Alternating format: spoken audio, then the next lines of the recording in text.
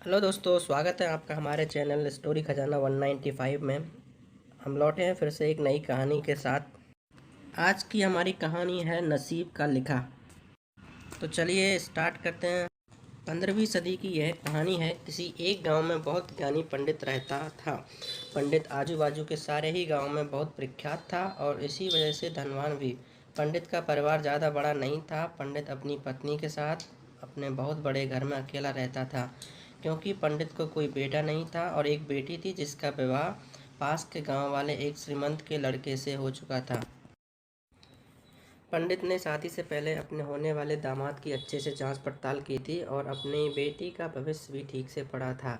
तब जाकर उसने बेटी की शादी की थी, लेकिन चंद सालों में ही पंडित का दामाद बुरी आदतों के चंगुल में फंस गया। जुआ और शराब की बुरी लत ने उन्हें सड़क पर लाकर रख दिया था। अपनी बेटी की ऐसी दुर्दशा देखकर पंडित की पत्नी काफ़ी दुखी होती थी और अक्सर पंडित को कहा करती थी, तुम जाकर उनकी मदद कर आओ। पंडित हमेशा अपनी बीवी को यह कहकर उनकी मदद करने के लिए मना कर देता था कि अभी कुछ समय तक उनका बुरा वक्त चलना है। चाहे कितनी भी कोशिश कर लें, उनके नसीब में नहीं है, वह नहीं मिल पाएगा। पंडित की ऐसी बातों से उसकी पत्नी काफ़ी दुखी हो जाया करती थी और मन ही मन सोचती थी कि कैसा स्वार्थी पिता है, अपनी बेटी को इतने कष्टों में देखकर भी उनकी मदद करने के लिए मना करता है। आखिर भगवान ने जो इतना सारा धन धान्य दिया है उसका क्या करेंगे, हमें कोई और औलाद भी तो नहीं है। ले देकर एक ही बेटी है, उसके लिए भी कुछ नहीं करेंगे तो किसके लिए करेंगे।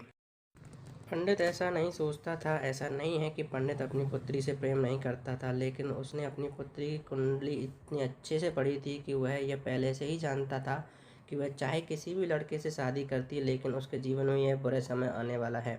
उसको बिना भुगते उसको छुटकारा नहीं मिलने वाला था।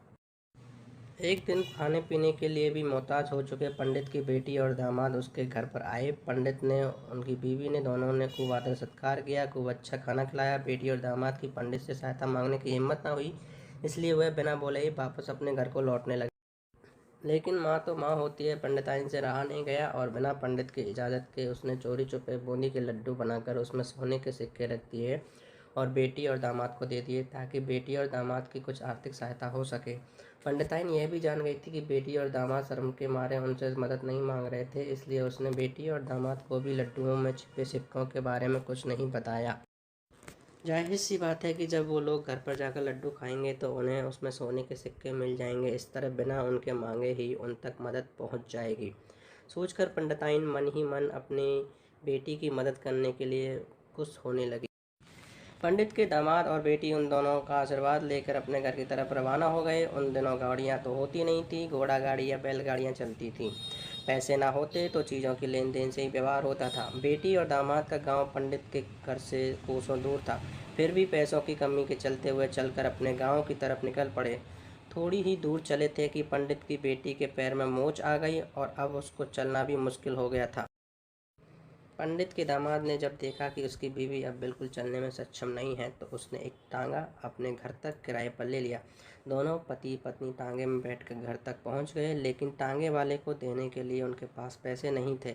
इसलिए पंडिताइन ने जो बूंदी के लड्डू उन्हें दिए थे वह किराए के तौर पर उस टांगे वाले को दे दिए। टांगे वाला बूंदी के लड्डुओं को लेकर वहां से चला गया। टांगे वाला अपने घर की तरफ जा रहा था, तब उसने एक हलवाई की दुकान देखी। उसने सोचा कि थोड़े से बूंदी के लड्डुओं में से मेरे घर के लोगों का पेट थोड़े भरने वाला है, इससे अच्छा मैं इन बूंदी के लड्डुओं को बेचकर उनसे कुछ चावल खरीद लेता हूँ। टांगे वाले ने बूंदी के लड्डू हलवाई को बेच दिए।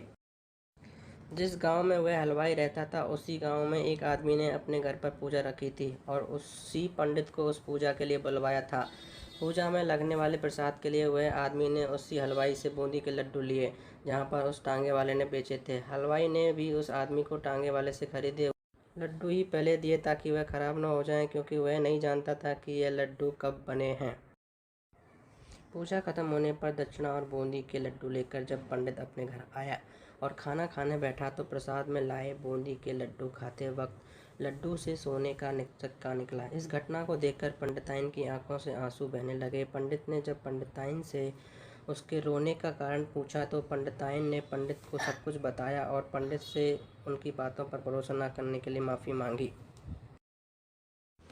पंडित ने पंडिताइन के आंसू पोंछे और कहा कि तुम्हारी तरह मैं भी हमारी बेटी को बहुत प्रेम करता हूँ, लेकिन अगर हम उसकी अब मदद करते हैं तो दामाद हमसे हमेशा ऐसे ही मदद की अपेक्षा रखेगा और अपनी बुरी आदतों को कभी नहीं छोड़ेगा। पंडितायन भी अब पंडित की बातों से सहमत हो गई।